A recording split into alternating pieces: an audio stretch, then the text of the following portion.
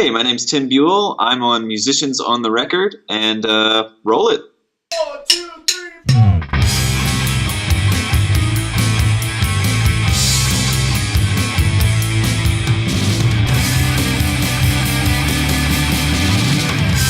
This is huge, musicians on the record. Bring it on.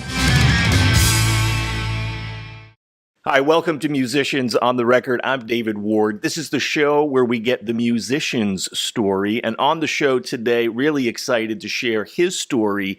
Drummer, educator, author, Tim Buell is on the show. Welcome, Tim. Thanks so much for having me. Absolutely. Thanks for making the time to be here. And now you are all over YouTube and Instagram. You are drumming. You are teaching. Let's just talk about, for those who don't know you, let's talk a little bit about your story to begin with. How did you first get into music and start playing the drums?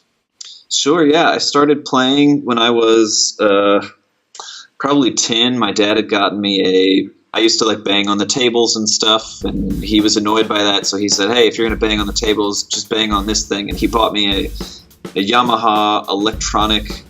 It was like 7 different pads on one surface. It was like probably $100. It sounded terrible, but he got it to me. He gave it to me for Christmas and said, bang on this thing, don't bang on the tables or whatever. I said, okay. And then I just kind of like put it in the corner of my room that collected dust for a little bit because I was like, I don't want to play drums. I don't care about drums. And then I would walk over to it every now and then, mess with it. And then I started saying, oh, drums are kind of cool. That turned into, can I get a real drum set? That turned into private lessons, learning how to read music. That turned into going to an arts high school. My senior year of high school, I went half the day to regular high school, public school, half the day to an arts high school with a great program in Norfolk, Virginia. And then I went to Nashville, Tennessee, where I went to Belmont University, studied 4 years, got a degree in music, performance, graduated, toured for several years full-time, gone like 200 days a year, just always gone. And now I still live in Nashville, and I still tour a little bit, do shows in town, do sessions, both at studios in Nashville and from my house where I'm sitting right now, and do a lot of education on YouTube, private lessons, Skype lessons, and I do a lot of transcribing. So.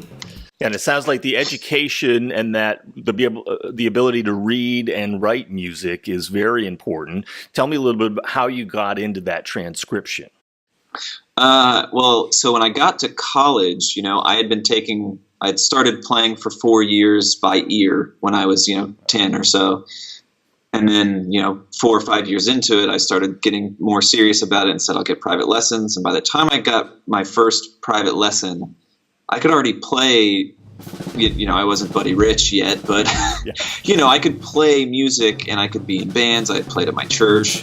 So my reading was just worlds behind my playing. And that kind of plagued me all the way up through college. I got into college and I could barely read music. Like if you sat me down and said, work out this one bar groove or whatever, I could sit there and like piece it together, but I was just so far behind on it. I kind of had made up my mind. That'll never be my thing. I have great ear. Like I'll just go for it. And then like halfway through college, I realized, reading isn't just important for gigging and stuff. Reading is also super valuable for, if you have a drummer you love, being able to sit down and say, hey, what is Vinny doing here? Why does Vinny Caluta play this? How can I play that? Yeah. Because we all look at books and YouTube and all of that stuff to try and find that stuff. But for some reason, halfway through college, I said, well, I don't want to go to someone else to learn it. I want to try and learn it myself. Right. So I started transcribing, and it was so slow at first. I mean, and now, I'm lucky enough to be transcribing for projects for Vic Firth and Progressive Art Society, and I'm on some of my transcriptions on drummerworld.com, which is a huge dream come true for me. That drummerworld.com, I'm probably one of the only, I'm in that age range where YouTube wasn't quite a thing yet for me. Yeah. I'm a millennial, but when I was growing up learning drums, YouTube wasn't there yet. Right. So drummerworld.com was where I went for everything. it is literally how I learned for the first 5 years how to play drums. So the fact that some of my transcriptions are there now is just literally a dream come true. Yeah. But I started to say, okay, I'm going to sit down and learn this stuff. So I would sit, and I always had Finale, the notation software, because I had to for school. Okay. So I would sit down and I would play like one bar of Calvin Rogers is a guy I listened to a lot in college. I would play one bar of Calvin Rogers and say, okay, what is he doing? So then I'd sit down in Finale, try to type it out in Finale, play it, and I'd go back and forth. And then when I kind of had that measure and I was like, maybe this notation's right, I would use the function in Finale where you can play it and it will MIDI play back what you just notated. And I would just be way off. It was like, oh wait, what I notated does not sound remotely like the thing I said. So then I'd go back and I'd say, okay, this doesn't sound right, this doesn't sound right, and I'd tweak it, compare it to the audio. And so, 3 hours later, I'd have one bar of music. Right. And I only knew that the notation was right because Finale, when it played back, it sounded like the audio I was listening to. Right. So at that time, I that's not even really reading music yet. Right. But I did that over and over and over and over again until eventually it became, well, I don't have to play this part back in Finale because I know what that looks like on paper and sounds like in real life. Yeah. And then, 7 years, 8 years, 9 years later, transcribing is a huge part of what I do. Right. And you have Tim Buell Music now, correct? Yes. And that's part of the transcription. Tell us about that. Yeah, so on my YouTube channel and timbuellmusic.com, there's a blog. If you go to timbuellmusic.com/Tim's transcriptions, or you just go to timbuellmusic.com and then up at the top, select blog. It's the website is essentially a place where you can go and get transcriptions of whatever I've done. Okay. And I've worked with people like Ash Sohn, Stephen Taylor of Stephen's Drum Shed. I've done transcriptions of Eric Moore and Aaron's, but I probably have a transcription of almost any drummer you can think of. Amazing. And that's kind of what the website is about, is a landing spot for do you want transcriptions or lessons or product reviews or my tips for how to record or whatever. Like, it's just kind of all of that stuff. So obviously, I mean, you are more than just playing by ear. These are really important technical aspects of music and drumming. For someone out there who really isn't like where you were before, who isn't necessarily into the reading, writing music, talk about why that's even important. Sure. I actually have a lot of my students, when they first sit down for a lesson, they're like, reading's not my thing. I'm not that interested in it. And I tell them I mean, there's like a million reasons, but for me, practically speaking, because not everybody wants to sound like Vinnie Colaiuta or whatever, Right. Some of us just want to play in our local band or at our church or whatever. Yeah. We don't need to become the next Thomas Lang with 20 different kick pedals and stuff, which right. There's nothing wrong with that. Some of us just don't want that. Right. So I always tell people, though, having the ability to read music gets me paid more. Mm. And another way to look at that, if your thing is like, I don't want to get paid or whatever, I just want to play and have fun, it's a way to maximize the time that you have for music. Because so I live in Nashville. I play a lot of in-town and out-of-town shows. And Nashville is interesting because everyone's a musician. Yeah. A lot of them are very talented. And these artists that you play for, when you're a hired musician, they just say, hey, I need a drummer. Yeah. And it might just be they're recording an album for the next 2 years and they just have one random show. Right. So you're going to meet those people once at the show. You're not going to rehearse. You're just going to show up, play for an hour and a half, and then leave. And you might never see those musicians ever again. Like, there's just gigs, and not every gig is like that. But for me, I get called all the time. Hey, I have this, hour-long set of music. It's one show. Here's the pay. And whatever the pay is, I think too few musicians think about, when they think about what should I get paid, they just think, what do people charge for shows? That's what I want to get paid. And my response to that, because people also all the time ask, how much do you get paid? And it's like, well, why does it matter to you how much I get paid? What is your time worth? Right. Because you have to decide that before you can figure out that some of the things you do are not worth the time and effort, and some are. So, someone asked me to play a show and it's 5 songs. And they say the pay is $100 because that's really easy to do mathematically. Right. So the show is an hour. Okay. So if you don't have to learn any of the music beforehand, you can just show up, play the hour show. Right. $100 for an hour work. Right. Great. Sure. Awesome. Right. All of us want to make $100 an hour. That'd be amazing. Right. So usually it's not that easy. Usually you have to do some amount of prep. Right. Okay. So the show is going to be an hour. So you have 1 hour there that you're going to spend. So right now you're getting $100 an hour, right. but you have to learn the music. And there's 5 songs. So each song is 5 minutes long. Just to listen to the music, you have 25 minutes you're going to spend. Right. To learn the songs, that's when it becomes, because right now you're at 1 hour and 25 minutes of prep time. If you just listen to the songs once right. and you play the hour show.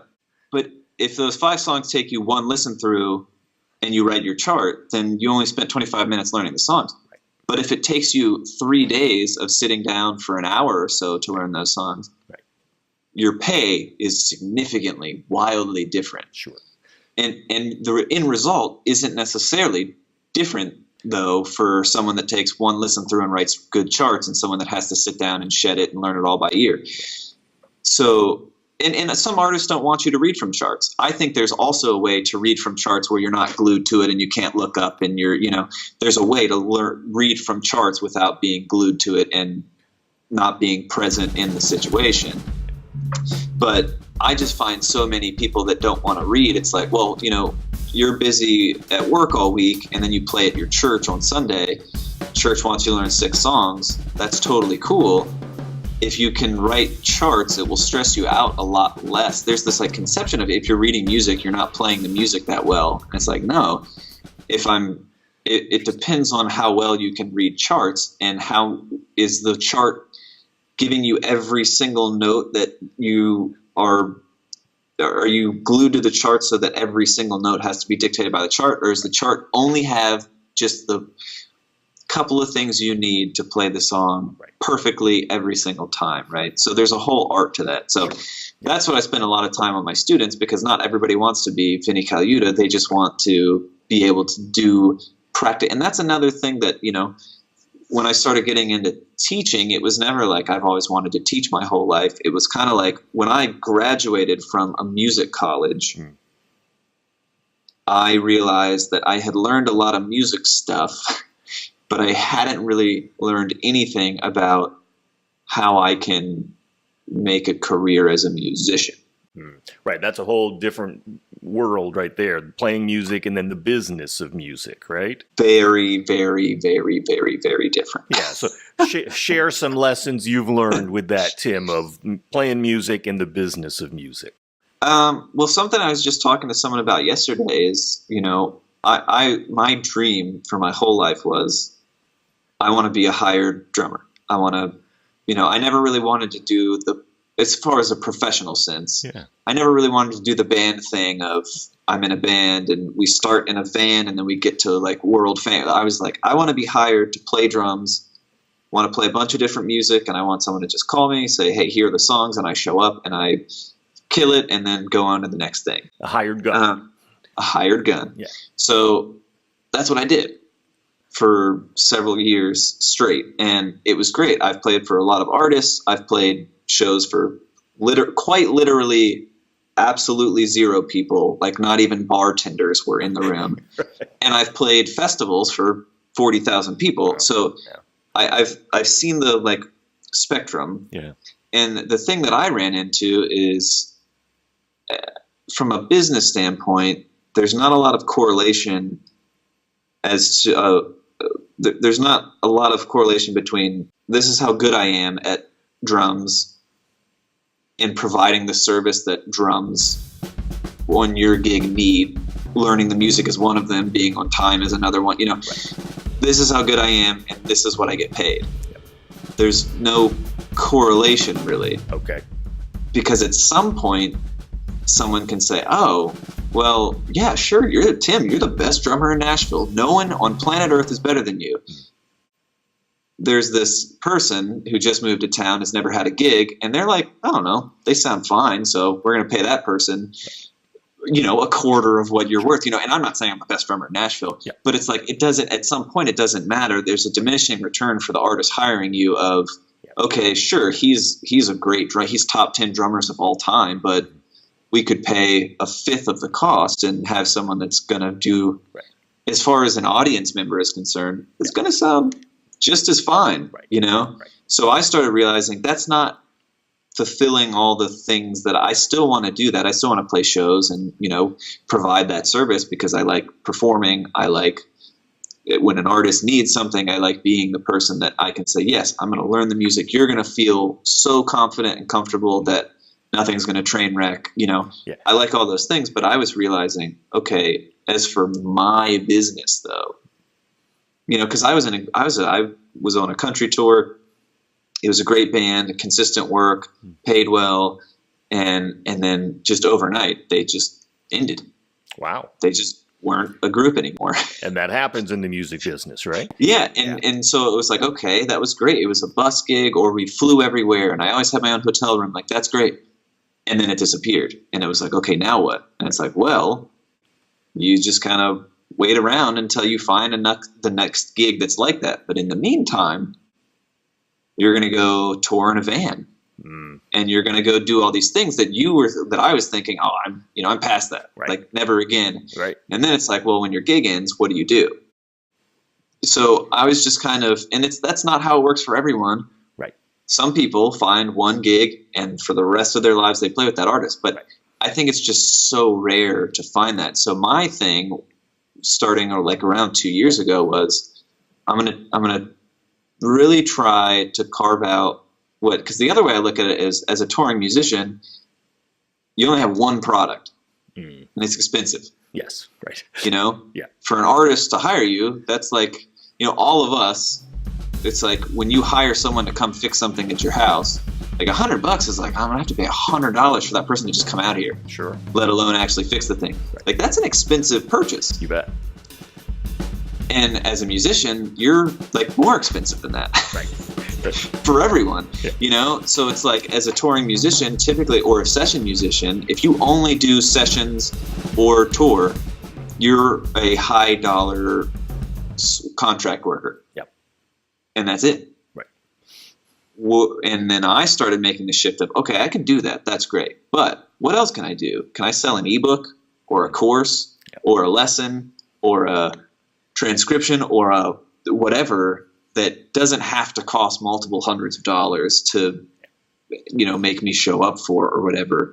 And that's kind of been the super interesting journey for me the last couple of years of, okay, what does it look like to add all these different things to what I do? And it's been interesting. Yeah. So let's talk about some of those things you do, because, in some of my research in preparing to interview you, you made a pretty brave decision some years ago to not do the major tours anymore and open up more of this part of your business. You teach, and obviously you still play, and you're writing transcriptions. Say more about that business, because this is the age of the internet. You can do a whole lot, right? Yes, and that is the one thing that I try to impress on everyone that I come across is the internet. Sure, there are bad things that happen on the internet because of the internet. Yes, that's absolutely true. But the internet is amazing. For instance, you and I are talking because of the internet. Right, exactly. Anyone listening to this is hearing it because of the internet. I learned how to play drums because of the internet. So having a presence on the internet, whether you run a plumbing company or you're a drummer, is vital to people discovering you, people finding out more about you being a resource for people. Sure. So, I I had my website just like to have it. Mm-hmm. I kind of, sometime in college, I built my own website because I was like, well, someone's gonna tell me to do it. Everyone says to get a website. Like at some point, it might be worthwhile. Great. So I had a website. Yep. And then I was working on transcriptions myself, just, I want to learn this thing. I want to learn this thing. And I had a website, and I said, I don't know, I'll throw it up on the website, like whatever. Yeah. Great. And there was no intention of this is going to be a business. I'm going to make millions of dollars. Like it was just kind of like, I got these transcriptions. I wanted to do it enough to sit down, and so maybe someone else would benefit from seeing it. I don't know. So I always just kind of doing that in the background. I would be doing a transcription, throwing it on my website, updating my website to look a little bit better.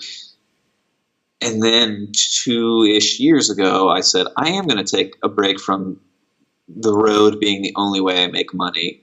And that was terrifying because that's the only way I've made money up to this point. Sure. Right. But I was going to say, I'm really going to try to challenge myself to say no to incoming work and try to figure out how it looks if I'm going to be, because I have a wife. I wanted to see her as well. Right. Which is very hard to do. Yeah. And it's very hard to do when you're 100 miles away constantly. So at that point, it became really vital that I had a website, because Nashville is not full of people that want to pay for transcriptions or lessons. Nashville is full of people that want to teach lessons and want to do transcriptions. You know what I mean? Yeah. So as far as getting a student base together, there are 1 billion music schools in Nashville. There are hundreds of millions of, players in Nashville. It's like the whole world, though. In Nebraska, there's not as many musicians in Nebraska. So it's kind of this thing of, let's use the website. Let's really make a push to get valuable content there to help people and see if out of helping these people, I can make money too. So that's looked a lot like, it started as Skype lessons. And then I realized that Skype lessons aren't necessarily totally ideal I'm not the kind of teacher who's like, because I really am passionate about people that are trying to go from, I've learned this stuff in a book, but I want to sound like someone who's not still learning stuff out of a book. Like how do I take all this book smart stuff and turn it into street smart stuff? Right. The practical application. Yeah. And sound professional. Absolutely. And yeah, exactly. Not sound like a robot, not sound like someone who's going to get fired, because I believe that on any given gig, if you do it musically, you can play a lot of this stuff that, people are always like, chops get you fired or whatever. And it's like, well, if you use chops in the right place, like a lot of drummers are, that's not going to get you fired. And, I'm kind of passionate about topics like that, which aren't found as readily in books and things of that nature. So a lot of the Skype people I was teaching, it was like they'd have one lesson, we'd talk for 2 hours, and then it's like, okay, probably for the rest of their life they could go and work on the stuff that we just talked about. So it was, Skype lessons were turned into a little more of like a every now and then check-in mentorship thing, which I really liked. But initially when I started doing it, I was like, it's just going to be, I'm going to have like 10 different Skype students. I'm going to make money that way. And then I realized for me and for my students, Skype lessons are different than I thought they would be. Okay. So what else can I do? Right. And then it became, I can transcribe for people. I can edit video for people. I can record for people. I can, there's all these other things that you can do that don't seem directly related to drums, but they are. Right. It's part of creating a music business, right? So do you teach people in person now as well as Skype? Yeah, I have, every now and then, because it's Nashville, people from the internet that I meet will stop through for a lesson. And I also have a couple people in Nashville I teach in person. And I still do Skype lessons. I have one after this, actually. Okay. So I teach both Skype and in person, and I really like both of them for different reasons.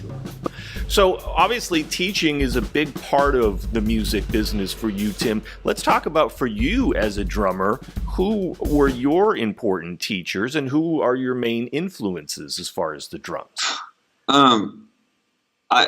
What's funny, like, so I went to Belmont and studied with some of the best drummers on planet Earth, and we'll get there, but I cannot talk about drum education without talking about my very first drum teacher, Travis Thompson. I grew up in Chesapeake, Virginia. He lived in Portsmouth, Virginia, and I studied with him from probably age like 14 or 15 through high school, all the way through high school. And Travis was so amazing at, again, he was the first person that taught me, these are your rudiments. You have to learn them. But he did it in a way where I began to love rudiments. It wasn't like, oh, I hate, I'm sure he could tell you that there were probably lessons where I hated it, but right. He taught me about rudiments. He taught me how to read music. He taught me, he taught me, hey, it's cool that you like rock and roll or whatever, but here's this funk stuff. Listen to this Tower of Power. Listen. He exposed me to so many, styles and genres that I wouldn't have done on my own. And he also, he did a lot of touring, but when I was taking from him, he was mostly teaching, but had a cover band he would play with every now and then. And it was a legit setup. They had a trailer, they had lights, they had sound, and he did a lot of that. He actually has a production company now. So when I would go to his gigs, it wasn't just like, watch me play drums. It was like, hey, we're going to go find our point of contact at this venue, and we're going to ask him these questions about power and, this, that, and the other. Yeah. Hey, here's how he built this like homemade drum riser, because he was like, not everywhere has a drum riser, but a drum riser does a lot to add to the perceived value of what's going on stage. Here's how you can build a drum riser at home. Here's, he taught me all these things that weren't in advanced funk studies or syncopation or the new breed. I've been gigging for X amount of years, learned some of this too. Yeah. And that to me, was just super, super, super valuable. And then in college, I studied with Dorico Watson, who's played with a ton of legendary artists, Victor Wooten being one of them. And I studied with a guy named Todd London, who is amazing, fantastic educator. And then I also studied with Chester Thompson. Okay. So yeah, wow, cool. Yeah, Chester was. He's great. Dorico, Chester, and Todd all had very different things that I got. Dorico is a bit. He would, like, I always refer to him as like a bodybuilder. He got like my hands in shape, my foot in shape. Like, here's all this speed and this technical, like your finger. You're not using your fingers enough. You need to use your fingers. Like, it's kind of like bodybuilding. Yeah. And then I studied from Chester, and it was very like philosophical. It was very philosophical. It was awesome. I loved it. And it was amazing. And it was like, you're doing these advanced coordination exercises, and you're doing them left-hand lead instead of right-hand lead. But it's not because you're going to use this on your next wedding gig or whatever. It's because if you can do that, it makes playing that 4/4 rock groove that much easier, And then I studied with Todd London, and Todd is an awesome educator, a great player. And he was kind of like, yeah, Dorico and Chester are really cool, but here's some of the things that you can add to your bag that will actually get you direct results as far as getting hired and working in the real world. Right. That's great. So yeah, all of them were just amazing teachers, and most importantly, I think mentors. They all were so good at not just teaching drums, but teaching life. Sure. Right. Yeah, that practical application, practical wisdom, in addition to just theory, right? Absolutely, yeah. Amazing. And musically then, Tim, who were you listening to growing up? What were you loving as music, favorite drummers? What's bizarre is, when I first started drumming, I was around the age of 10, and I was probably listening to like, Good Charlotte and like bands of that kind of, that was like the heyday of Good Charlotte and like Simple Plan. And so it started there. And then in high school, it became like Van Halen and a bunch of these bands. As far as like what I was playing, because I was always in garage bands. You know, my friends played. We were always jamming, always playing, always doing that. So that's as far as what I was actually taking into the world and playing. Yeah. It was that stuff. Okay. But I think from the moment I discovered Drummer World, which would have been right around 10 years old, okay, I was nonstop watching videos of Dennis Chambers, of Vinnie Colaiuta, of Dave Weckl, of Steve Gadd, and none of that was getting applied necessarily. You know, when I'd sit down to learn something at my drum set, I would pull out Good Charlotte and play to it or whatever, or Van Halen. Right. But when I was listening to drummers, it was the legendary people that are on Drummer World, you know, and I've just kind of been nerdy about that stuff since like day one. Yeah, right. It was the cream of the crop right there with Dennis Chambers and Vinny, all of those guys, right? Amazing. Yes. Yeah. And how would you describe them? Some of it funk. What would you describe that type of drumming? Obviously all of them can do just about anything, right. But I think with all of them, what I loved is that it was the most, you know, when I look at drummers, I try to think, are they doing something I've never heard before? Yeah. And even from 10 years old, really not knowing anything about drums, I knew that I had never heard anything like what they were doing. Right. You know, and that's true still today. There's things that Dave Weckl played that people can now emulate because someone has transcribed it and, you know, they've sat down and learned it, but Dave Weckl was the first one to do it, and Dave Weckle's the only one that does it like Dave Weckl, you know. And I think that for me, no matter what style they're playing, all of those drummers, I think, have that thing of it's really the discovery of this is who I am when I play drums. So no matter what I'm doing, whether it's funk or gospel or pop or rock, I'm going to sound like me. Right. And that to me was just so amazing about all of them. Yeah.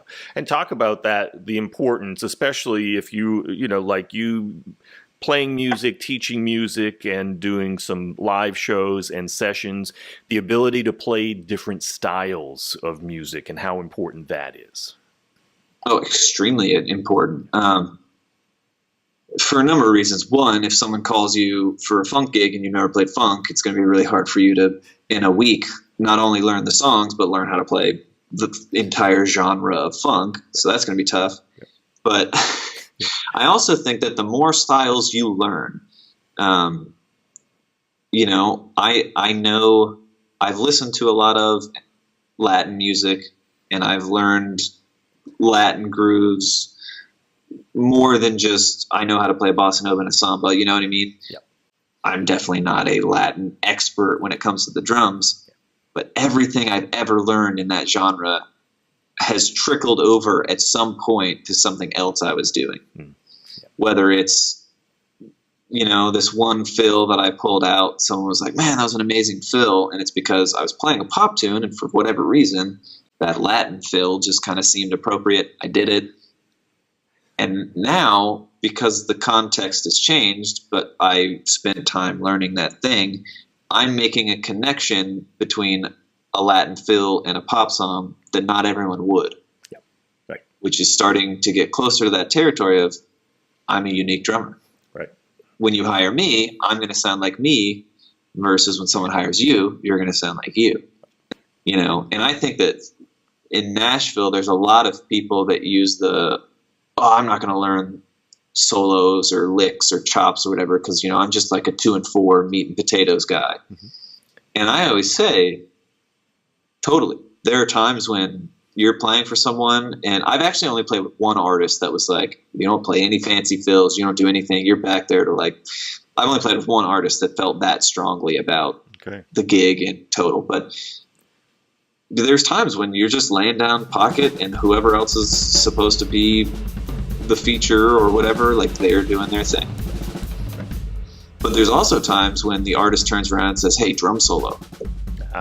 And if you're just a pocket 2 and 4 guy, Right. that becomes either a moment where you sound terrible, Right. or a moment where you're stressed out of your mind because you're like, oh, I don't like what, I don't know, should I use this fill with it, Right. because you've never taken the time to expand your horizons. Just because you know how to play it doesn't mean you have to play it all the time. Right. However, just because you don't play it all the time doesn't mean you actually know how to do it. You know what I mean? That's It's kind of like you can always dial everything back sure. to the bare minimum, but if you've only ever learned the bare minimum, you can't just magically Right. do, and when you look at, because people always refer to, oh, I'm just a groove player like Steve Gadd and Steve Jordan and Jeff Porcaro, and it's like, hey, those are some of the best groove guys ever. Right. However, Yeah. they all had chops out of their mind. You bet. Right. Yeah. And whether you heard it or not all the time, Right. who knows, but they could do that, and they chose not to, which is totally different than not being able to. Right. Right. And Steve Gadd can certainly play a solo, right? There's no question Oh, on yeah. that. Yeah. Totally. Yeah. So if the band needs a break and they're off stage, you got to do something, right? So you got to know what to do. Yeah. Yeah. And that doesn't have to mean you're going to play 30-second notes constantly for 10 minutes. Right. Solos don't have to be. Right. Yeah, and I talk about that all the time with students is when we think solo, we think, I got to play the fastest and the most impressive stuff I know. And it's like, well, do you? Right. Yeah. So, Yeah. and if you want a great example of, so they're actually not as simple as they sound, but simple sounding solos. Yeah. Nate Smith is the person that everybody should be listening to. He is absolutely, he's on Instagram, he's on YouTube. Nate Smith is a name that you should look up, check out some of his solos. They're largely groove based. He can play anything he wants to, but they're largely groove based, and it's a way to think about solos that aren't, let's play some fast licks and chops. Yeah. Let's think musically. Sure. Yeah. In addition to the legends, Tim and Nate, who you're mentioning, who are some of your favorite drummers of today? Oh gosh, you?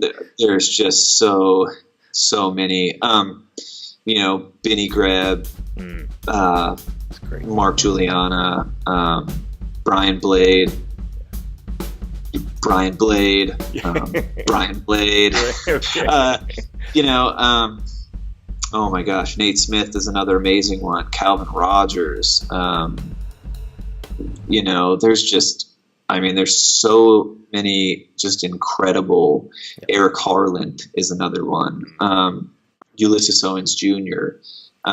There's all of these amazing, fantastic drummers that I think are doing such a good job at, again, the thing I love the most about hearing someone new is their fresh take on the drums.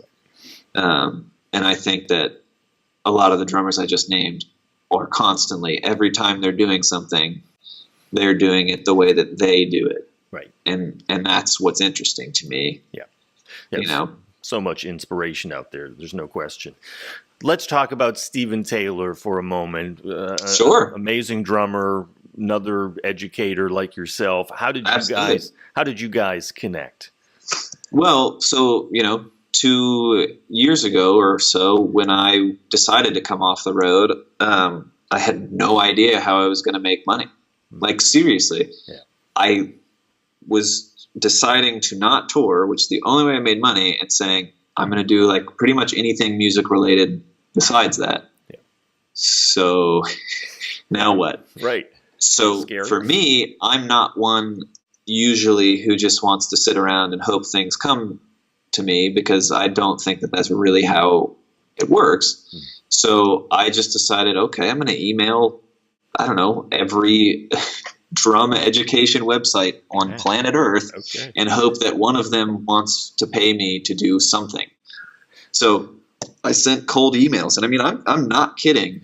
I would sit down, I would, do a Google search for XYZ educator website. I would like to search around their website to find the contact page. I would get that email, and I would send them an email. It said, hey, my name's Tim Buell. I do transcribing, and I would love to transcribe, a thing for you, whatever. Please, send me an email. And a lot of them just didn't get responded to. And then a lot of them were, hey, thanks, but no. And then a couple of them were, yeah, So one of those cold emails I sent was to Steven Taylor. Went to Steven's drum shed, said, hey, he's an educator. He probably needs sheet music. Sent him an email, and he emailed me back like the next day and was like, hey, I was just actually thinking about bringing on someone to do something like this, help me out with some of the stuff I'm doing. Yeah. He said, I hate doing sheet music. It's the bane of my existence. I absolutely hate doing it. So, sure, let's try it out. Right. So I did a couple lessons. I did a couple sheet music lessons for him. And then he said, yeah, this is great. This looks better than I usually do it. This was way easier for me to do because I didn't have to do anything. Like, this is great. So then the next batch of lessons he needed sheet music for, he sent them to me. And then he said, hey, I have a project that is going to require some video editing. Do you edit video? And I said, sure, which is true. I did edit video, but also not like I edit video today. Okay. Because this is 2.5 years later, and I've edited video every single day for the last 2.5 years. Right. So. Yeah. But then he was happy with the video editing, and at first it was like, we'll change this, and then it was, okay, yeah, these videos are cool. Like, oh, hey, by the way, like, I'm looking on my website, this and this and this need to be updated every week. Like, do you do anything with websites? I said, sure. Yeah. So it just kind of slowly snowballed into me doing a lot of the stuff that either Steven hated doing, right, or that he was doing but was really inefficient, because for him it's not just a matter of, I want to free up time, so I'm going to pay someone to do stuff. It's when he does sheet music, he hates it.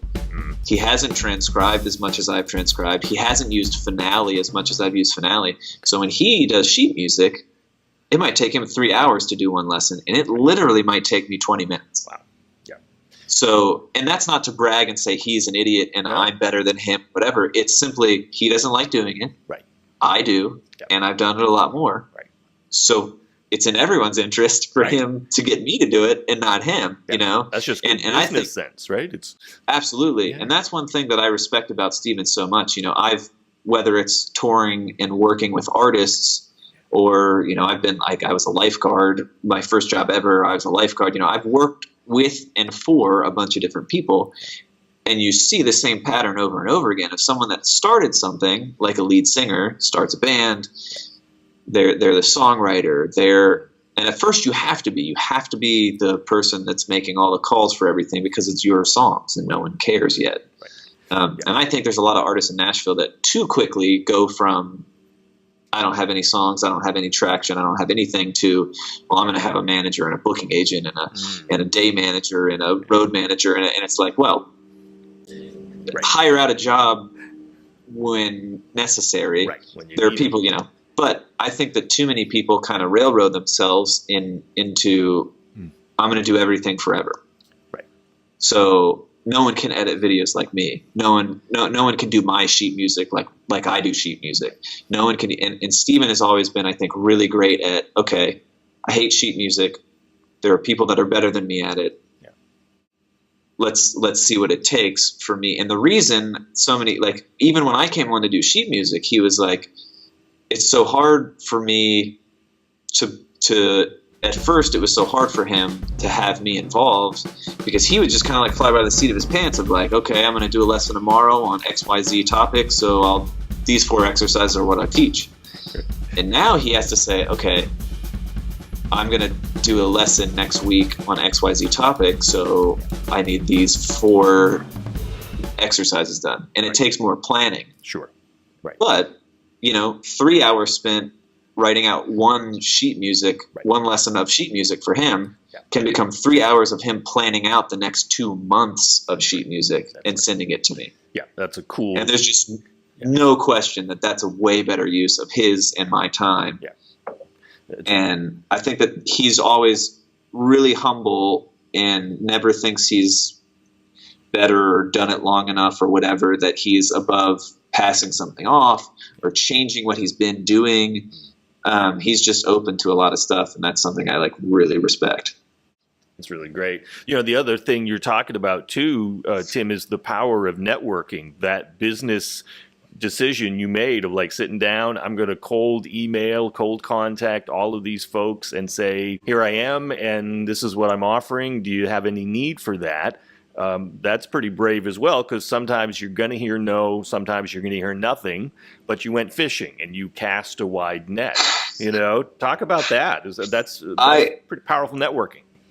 I definitely went fishing, and because that was, me from a really young age, I just decided if you can wait and hope that it works out, or you can be willing to say, you know what, whatever, I'm just going to go out there and try it. And if it works, great. If it doesn't work, I'll adjust it. And if it's terrible, then I'll learn really quickly I just shouldn't do this at all. So I sent a bunch of those cold emails, and at first, and I think this is, I don't know, at some point, I guess I thought like this is how it's gonna work, and thankfully it actually has. But I essentially was just like, I just need that first person to say, yes, I will pay you to transcribe this, or help me make XYZ content. Mm-hmm. Because once you have one person, then the cold email doesn't become, hey, I'm this random stranger, like hire me. It's, hey, I'm this random stranger who also works for XYZ people, hire me.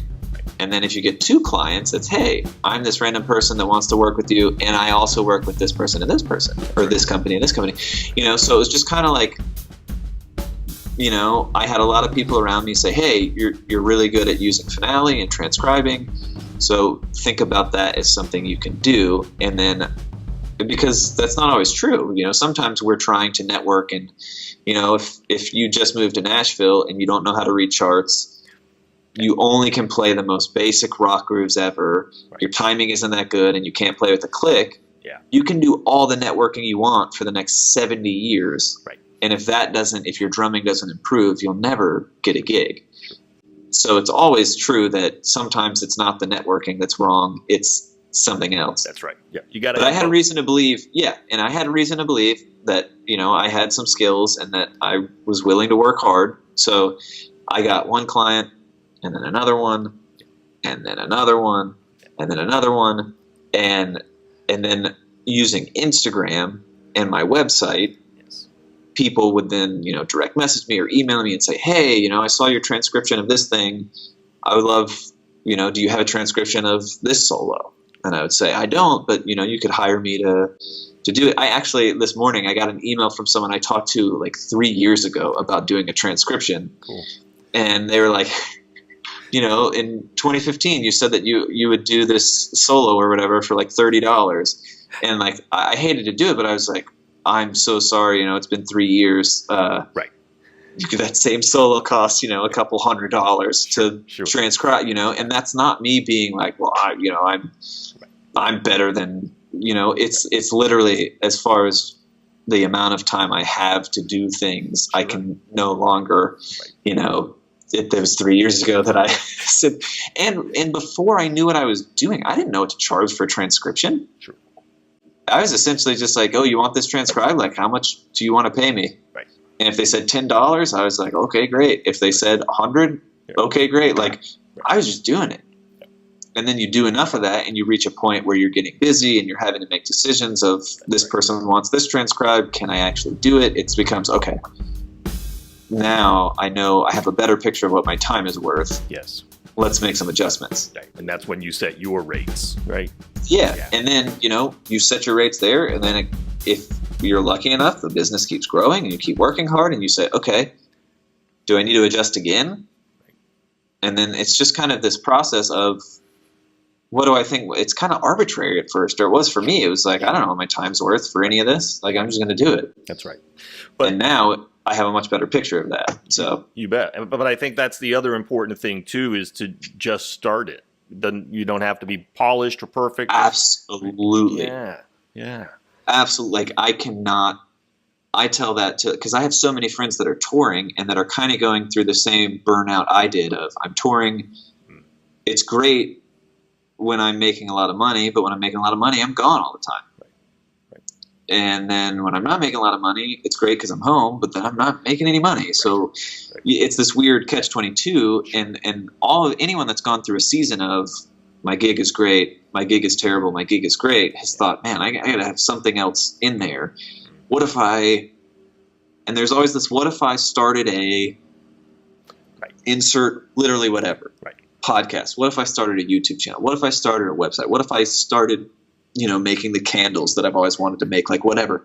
And it only, for so many of my friends, it only ever stays in the what if I phase. And it's such a bummer because I think, one, it's, they think when they're bored and they don't have work or whatever, they think, what if I did this thing? And then they get busy again, and then they don't think about it again or whatever. But a lot of my friends are in that what if phase because they're like, what if I started a drum YouTube channel? And then they go on YouTube and they think, oh my gosh, but Steven Taylor and Mike Johnson and the Orlando drummer and Drumeo, and they think all these people have better channels than me, so what if I didn't do that because I'd never be able to do what they're doing? That's right. And that's pointless. Sure. Because who cares? Like, who cares if, and that's happening on Instagram. Like, I think that, again, the internet is amazing for what we've already talked about, but it's also really harmful when it just becomes this cycle of, I want to feel good about myself, so I need to get more likes. Or I want to go do this, I want to go start this thing or whatever, and then you go on Instagram and think, oh, this person's already doing it, and it looks amazing on Instagram and whatever. Like, and that's what I try to tell people all the time. If you see a video I post of a transcription and think, oh my gosh, like how in the world did he do that? This is so amazing. And I don't think everyone thinks that, but I was just talking to someone yesterday. I was like, man, how did you transcribe this thing? It's so amazing. It's like 7 minutes long.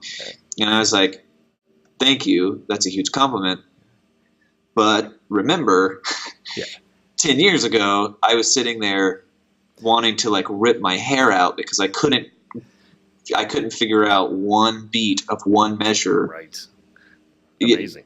Yeah. So it's really about everyone who starts something is terrible at it. Right. Or at least aspects of it. And that's why I'm keep all my YouTube stuff up. There's some of the YouTube stuff I have from way back when is awful. It is so awful. Sure. And it's literally painful for me to like watch it now. I hear you. Yeah. But it happened. Right. It was there. That's right.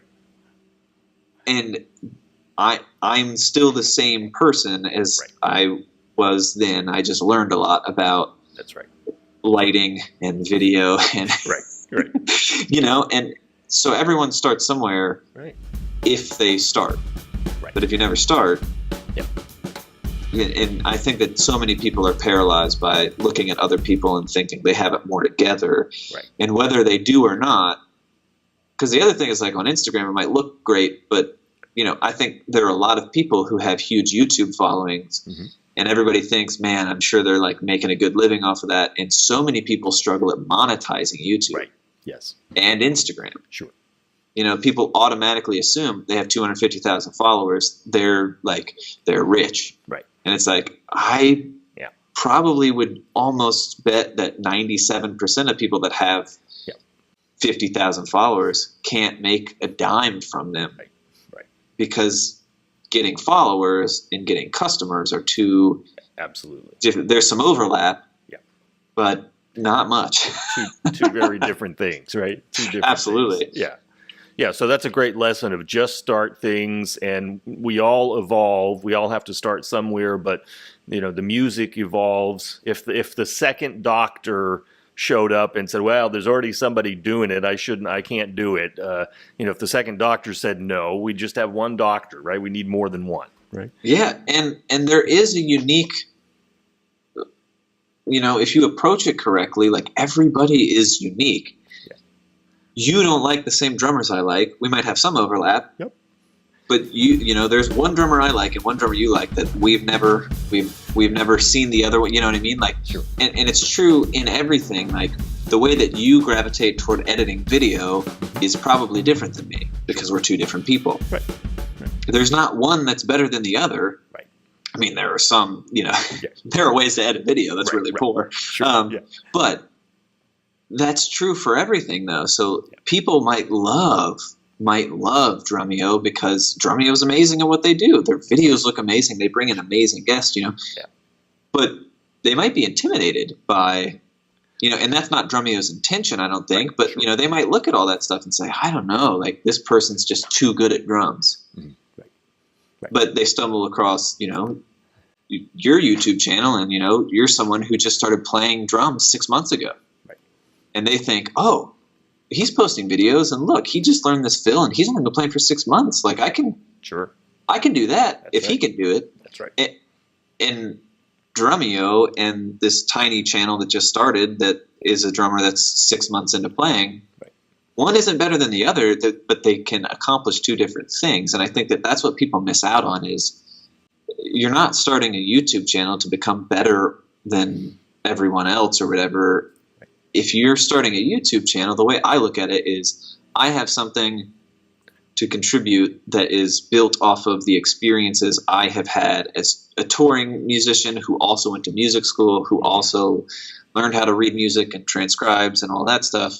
Yeah. And that's not everybody's story. Right. So there's got to be something in there that someone can hopefully benefit from. Absolutely.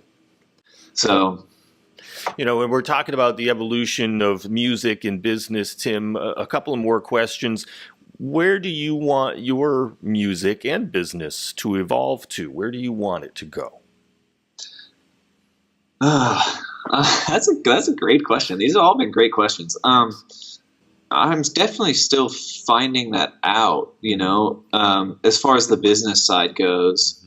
You know, when I started teaching Skype lessons 2 years ago, I did not ever think that would turn into me doing transcription work as a huge part of, you know, the business and the income and what I'm known for. I was just talking to a student of mine actually who started studying with me right when I first came off the road and started really pushing Skype lessons and all that stuff. He reached out to me and was like, you know, it's awesome that like Vic Firth and all these people are posting your transcriptions, but like, you're a great player. I hope people don't forget that you're a great player. Yeah. And that's obviously a huge compliment. Sure. And it is interesting to be in this place of, you know, at first I was only a player. That's all people knew about me. Is they'd see me at a show, they'd either like it or they'd hate it, and then the ones that like it would say you're a great drummer or whatever, and that's all people knew about me. And now it's not quite 100% the only thing people know about me are transcriptions, but there's so many people online who reach out and email me and probably have no idea that I've ever, you know, toured or recorded or whatever. So it is interesting because I'm at a point where I don't want to not play shows or whatever, but I've also done a lot more recording recently than ever before. Okay. Both at my home studio and like other studios in Nashville. And the thing that I never liked about studio recording, and this is like a philosophy thing, is once it's recorded, it's like that forever. Right. And that's not how life works. Right. You know, everything is always changing. So from like a philosophical standpoint, I was always like the idea of like I recorded an album with a band I was in. And it was like the first big record I'd ever recorded on. One of the songs went #1 at rock radio. And like, It was like this amazing thing of, oh my gosh, like, this is amazing. Like people like this album. It was an anti-human trafficking album too. So there were a lot of people that were really inspired and got involved, and amazing. Yeah. Much bigger work than like my drumming was ever, you know what I mean? Like it's not that my drumming did that, but it was just an awesome like project to be a part of. Amazing. But it was so funny because if you listen to the song on the album and the drumming and then came to a show, a year and a half later, that song, I mean, it, because it was and I had the ability to, it was my part, it was my band, it was, so I had the ability to, as long as I wasn't getting in anyone's way, change what I wanted to. And that to me is the beauty of music. Yes. Right now you're in a certain mood, so if you sit down and play some song, you might do it one way, but 2 years from now, it might be totally different. And I think that's amazing. And that's what's always kind of kept me out of the session world, because once it's done, it's done. And whoever hears that song will think that like that's what it has to be, and it's not. Right. But I've grown personally to really love the challenge of, because Nashville, again, it's not, the studio work I've done has not been terribly creative in a, let's sit down for a couple hours on this one song and figure out, like, in Nashville, it's very much, hey, we need to do 5 songs this morning.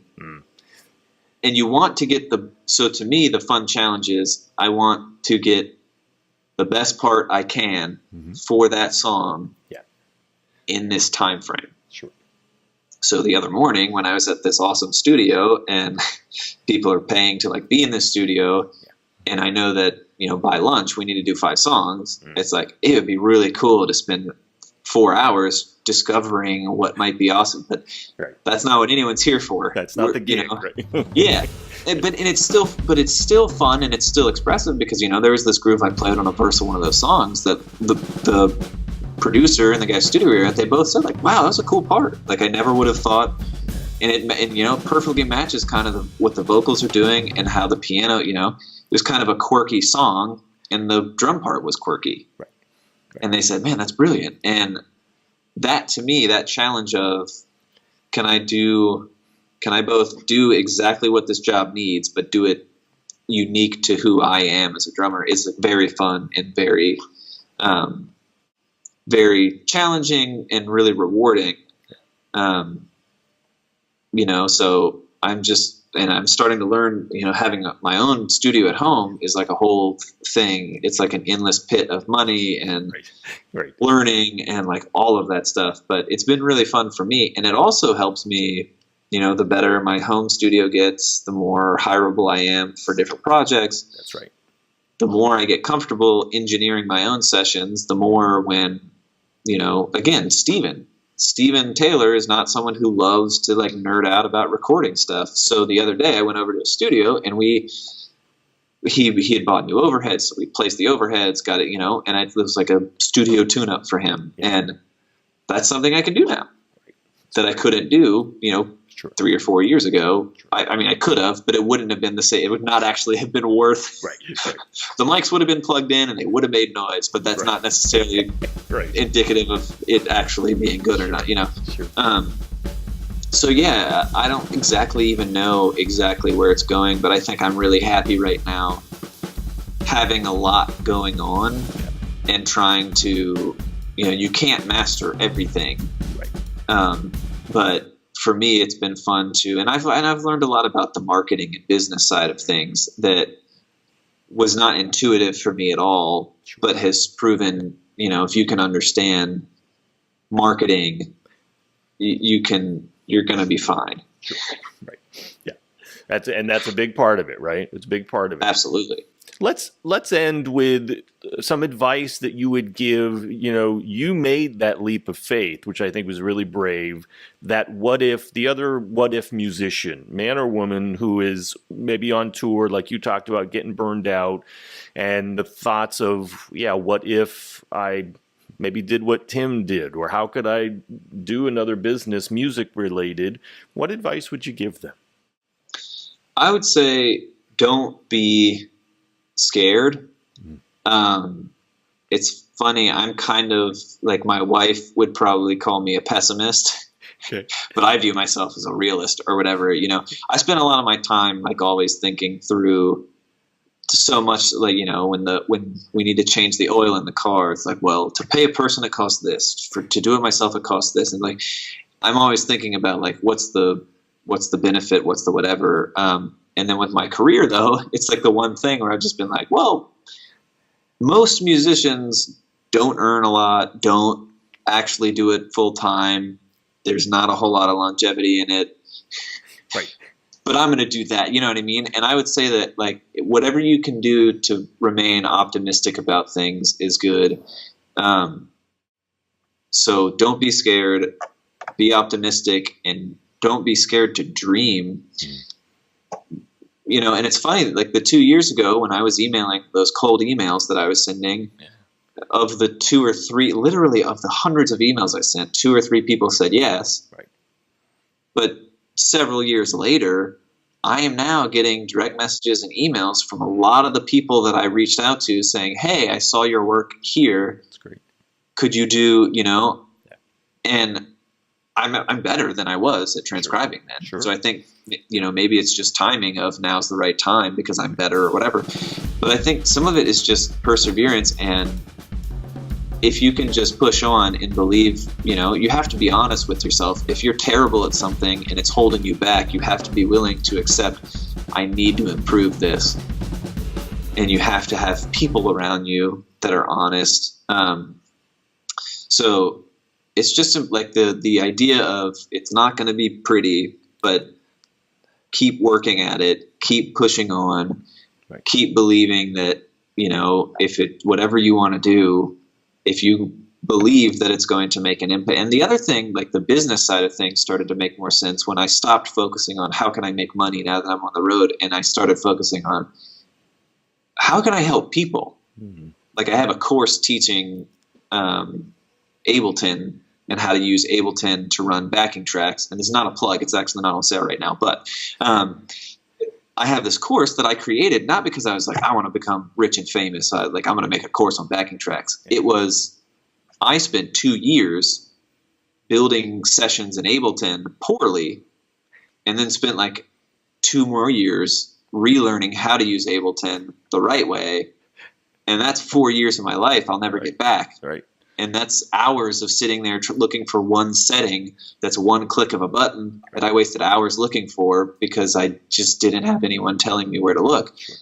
And I created a course that hopefully, if for only one person, hopefully one person does not have to endure 4 years of pointless YouTube and Google searching, right, because they, have my course. Sure. So when I started thinking about things like that, like how can I make an impact? How can I help people? Yeah. That's really what turned things around for me. Absolutely. And I think that that's kind of always the focus, whether it's your drumming or your business or your whatever. If you can keep in mind, how can I help people? Like the reason Steven and I work so well together is not because I'm so much better or worse than him. It's he needed someone to do sheet music, and I did it. Right. So we're all humans. We all want connection. And if we can start approaching things of we're all human, we all make mistakes, but how can we help people do something better than they did yesterday? Like that's right. Really, I think. Well, you're making yourself really valuable in the music industry. Good for you, Tim. That's fantastic. If people want to connect with you, contact you, hire you for lessons, transcription, the course, where can they find you? Yeah, so Tim Buell Music, TIMB as in boy, UELL, music.com. TimBuellMusic.com is like where you can find everything. Yeah. And right on the homepage, you can click on lessons or whatever. If you're curious about transcribing, reading music, that stuff, I also have a free course you can get, TimBuellMusic.com/how-to-transcribe. My blog, there's a bunch of transcriptions and lessons and product reviews and like experiments I've done with gear and stuff. So TimBuellMusic.com is kind of it. But I'm on Instagram at Tim Buell. TimBuellMusic@gmail is my email. You can go to YouTube and type in "Who is Tim Buell?" and you'll get a video of me explaining who I am. And there's a bunch of lessons and stuff on YouTube. Nice. So yeah, TimBuellMusic.com. TimBuellMusic@gmail, at Tim Buell on Instagram, and then YouTube and whatever. So awesome. I will respond to your email. I think too many times we see someone and think they're not going to respond to my email or whatever. Sure. I will respond to your email. I will respond to your direct messages, your comments. I do this not because I want to get 1 million followers and be the coolest drummer on YouTube. I want to talk about drums and help people play drums. So, send me a message. There you go. And you're accessible. And this has been a blast for me, Tim, talking about drums and the music business. Tim Buell, thank you so much for being on Musicians on the Record. Absolutely. Thanks for having me. It was a blast.